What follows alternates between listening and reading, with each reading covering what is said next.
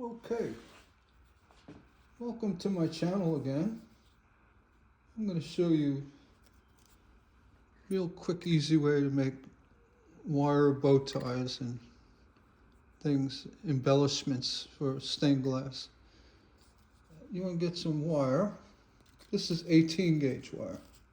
It's old, but it's plated copper, I guess. And take a nice heavy paper towel, and what we're going to do is see this wire is all kinked up, kind of ugly. Take the paper towel, put it around the wire, and with your thumb on top of the wire and your two fingers on the back. All right, you just want to hold on to the spool and pull away. And just keep pulling away a few times, spinning the wire, turning the wire. That'll get out all the little kinks and undesired bumps. All right. Once you got that, you don't want to cut the wire. You don't want to waste it. I mean, stuff's expensive. And here, to make these bow ties here, you grab the end of the wire and leave about an inch over. Okay? And take the, right on your finger, wrap around your finger once, cross up, you could see that, wrap around once and cross over, holding down on the end, and come back the other way. Reason why you cross over so you can easily make a bow later. It doesn't have to be super snug or tight. And then the distance from here to here, you kind of want to repeat that, just like that. Yeah, a little bit less. Use a good pair of nipper, little cutters. Don't use your lead dikes, you'll ruin them. Get yourself another pair of little wire nippers. All right, so here we did the wrap around, then we went behind and wrapped again. And that's going to give you 2 loops. All right. What you want to do is, you can see this. I'm wearing gloves, so it's easy to show. But right now, I'm kind of struggling with it. Maybe I went the wrong way. You want to separate these loops. There we go.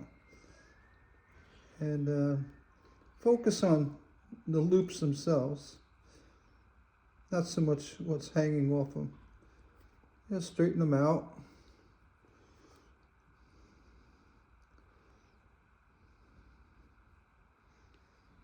Do something like that. So you kind of finagle with it.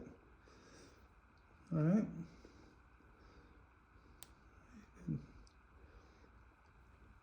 That's the best way. And then what we're going to do from here, and it's nice to wear gloves because you can do a lot of bending and little modifications. And these don't have to be perfect. Yeah, it's just it's a bow. Right? You want to get it somewhat like that. Something like that. All right. Let me pause. Okay. So we got our iron plugged in. This is a 60-watt Weller, very, very inexpensive. It's got a headlight. I love the headlight. I don't know. It's kind of like a gimmicky thing, but it lets you know you left the iron on. You have to worry about that. Oh yeah, speaking of irons, never plug an iron or your rheostat into a switchable outlet. And really good reason for that. I mean, even though it's a 60 watt or 100 watt iron, uh, anything that draws heat, whether it's a hair dryer, an iron, and hair dryers you use a short period of time, but anything with heat like this, you don't want to have it on a switch that relies on very soft contacts. When you hit a switch, the contacts are not as good as directly plugging a plug into the wall outlet. And the wiring should be, the heavy duty wiring should be a 20 amp breaker line. If you can. If you can't, 15, but on house switches in the wall, the wiring is 14 gauge and 15 amp. It's really underrated for anything that draws heat like this. I mean, it's good for lights and stuff, but you want to have a dedicated outlet, and avoid extension cords if you can, because the longer the cord, the more resistance in the wire, and it's going to cause problems. So don't plug it into an outlet with a switch, please. Don't do that. All right. Just wanted to clear that up. I heard that the other day. Someone asked about it. I was like, yeah, I don't know. I wouldn't do it. Anything with a heat, that uses heat. All right, so we have the rheostat set around 80, which is good for this Weller. And I'm just going to check it. You could check it by dipping it. And it looks good. And I'm just going to use a paper towel. When you dip, it's okay. You can put a little bit of flux on the tip. You can see the tip's nice and shiny. It's really ready to go.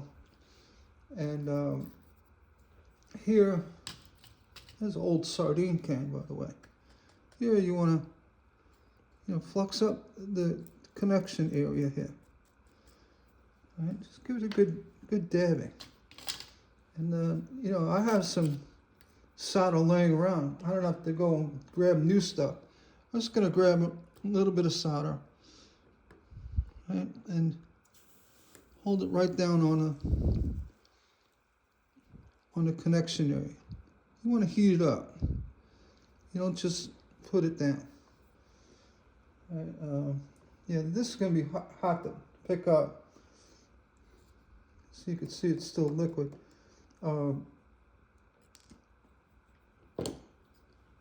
Just dab the flux can. This is already soldered. What I want to do is add a ball on top. So you grab a little solder, pull your iron flat, it draws the solder to the iron. And when you get to your piece, lift the iron up and drop it. Same thing, draw it flat, lift it up, and drop it. All right, that'll allow you to, put solder on top of something. It's easy to see where you're going, what you're doing. I got some 60/40 here, and with the solder, you can also do the same thing with the paper towel, and you could use steel wool too. I just don't like the residue steel wool leaves. You just clean it up in case it's a little dirty. And then we're going to go ahead and get a little flux on the tip again. You can wipe that off. I could have just went right with it, but being I'm doing a small pinpointed area, I want to get that extra flux off. Dip your solder. And very carefully, I just hit the camera. I got it out too far. I can't rest my hand. You want to just put the solder right where you want it.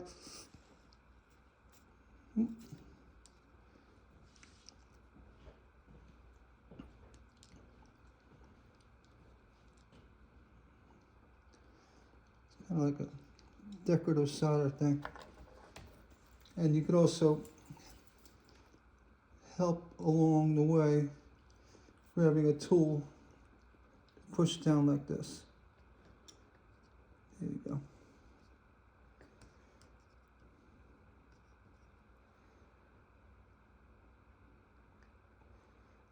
Let it cool.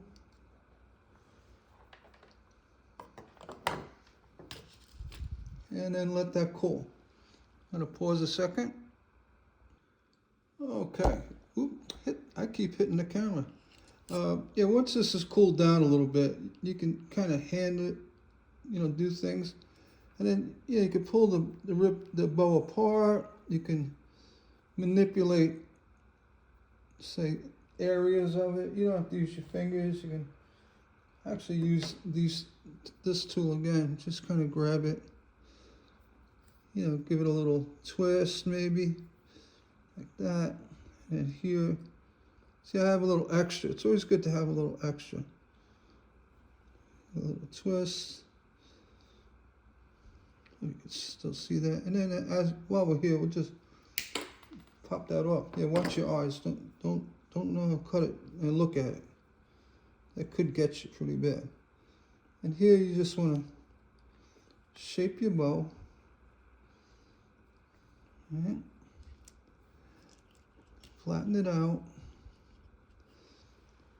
And then you can also, if the wire is very thin, like 18 gauge, you can kind of beef it up a little bit. And whenever you flux anything, even copper foil, work it in. Work the flux in. Clean up your piece really good. It helps the solder stick better and more productive. Oops. Working on an angle, and I'm outside my environment, but we're doing the best we can.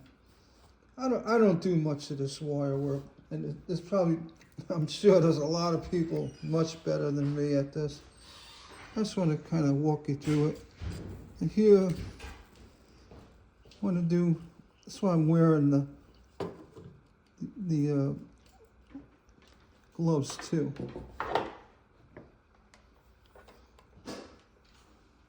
Go ahead and tin the wire.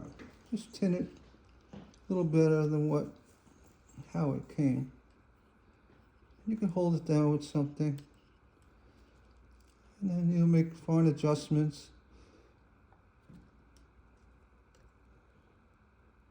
Yeah, you can go heavy with it.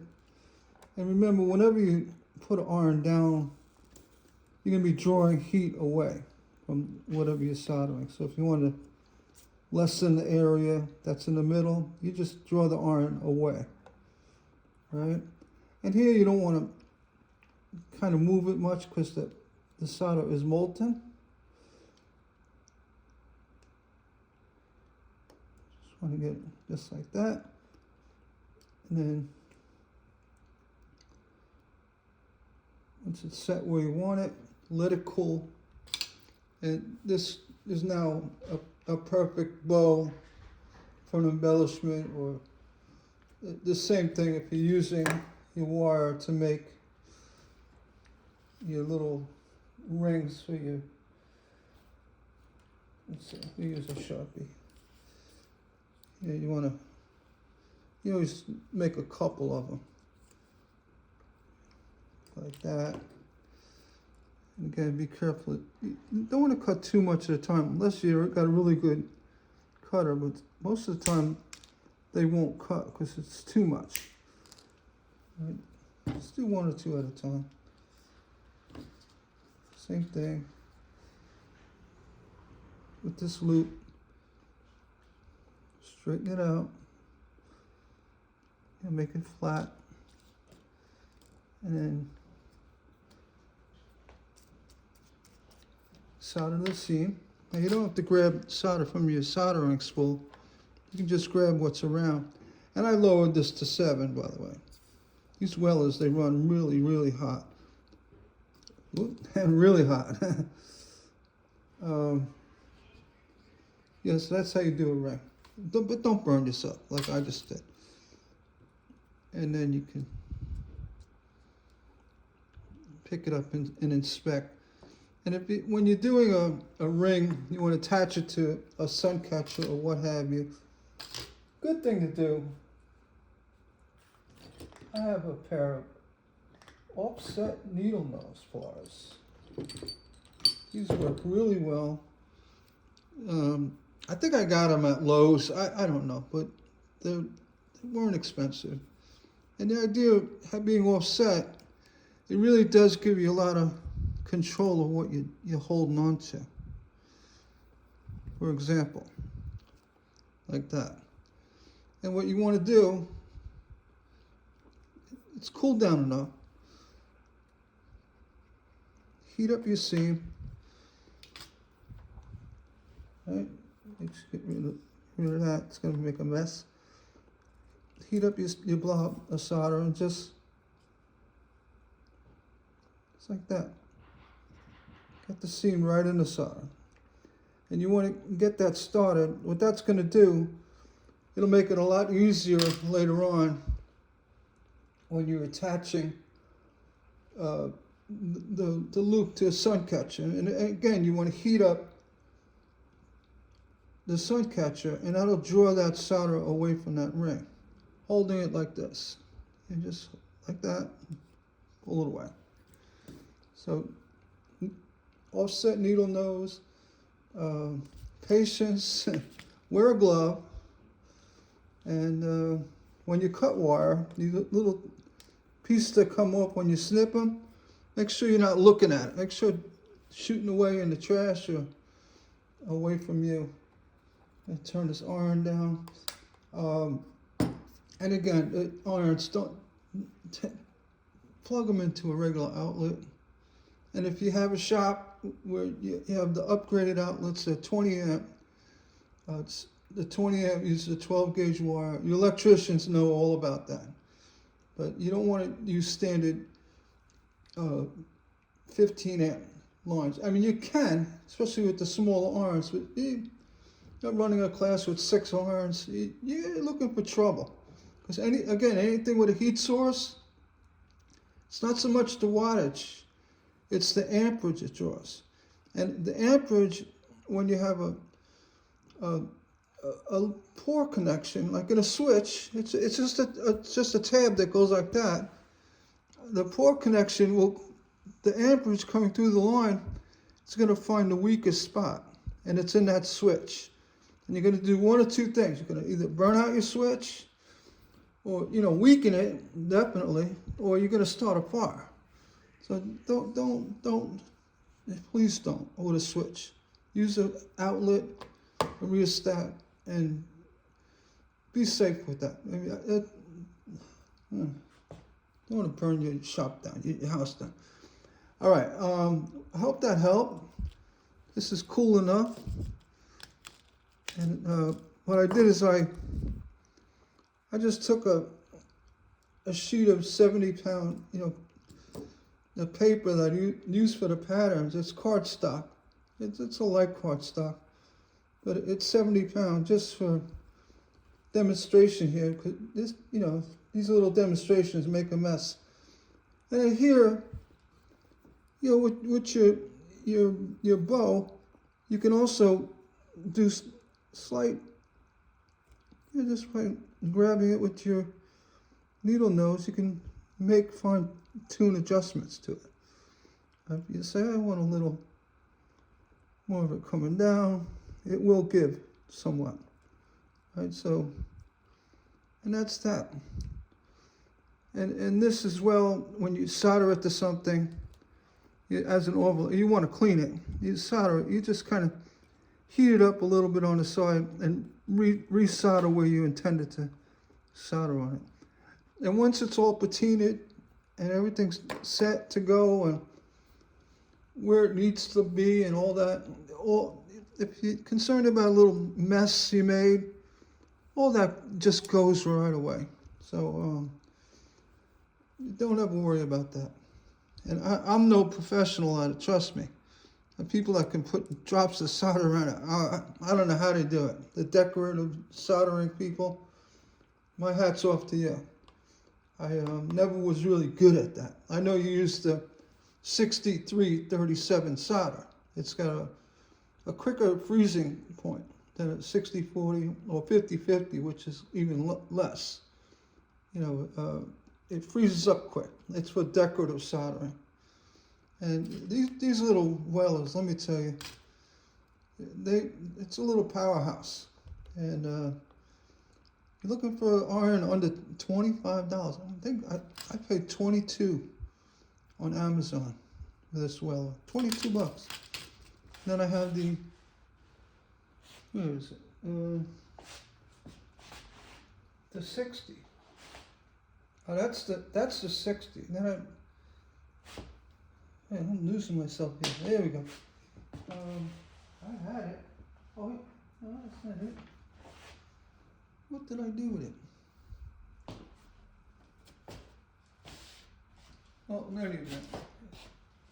That's strange. I just had, oh, I know. I have it in the other room. I'm changing the tip. I'm looking at the tip. How to change it. There's a little set screw on the side here. Every now and then you want to crack that screw. You don't have to add anti-seize or anything. Just move it. Make sure it moves for you, and pull the tip out and kind of clean it with a wire brush, just to extend the life of it. You don't want to brush too much where the solder is, and any solder that you have on it, when you're done soldering, just let it, stay there. All right. And any flux, you can wipe that off. See, that tip is ready to go for the next show. I hope you liked the video. I'm trying. These wires, and they're intimidating for a lot of folks, but if you practice safety, wear a glove, because even though I got hot solder on my glove, it didn't burn my skin. And this is a cheap white glove, cotton glove. I like it because you can feel what you're doing instead of those big bulky things. Yeah, that's it. Just take your time and don't, you are your worst critic. So, just make it. But yeah, it's a trick that the bow, you want to go around, and then the other time you want to come behind it. So you're making a sailor's knot. It's like a clove hitch, they call it. And yeah, good luck with it. If you're making ribbons and rings, have fun. Oh yeah, and hit the subscribe button. If you'd like to see more of my videos.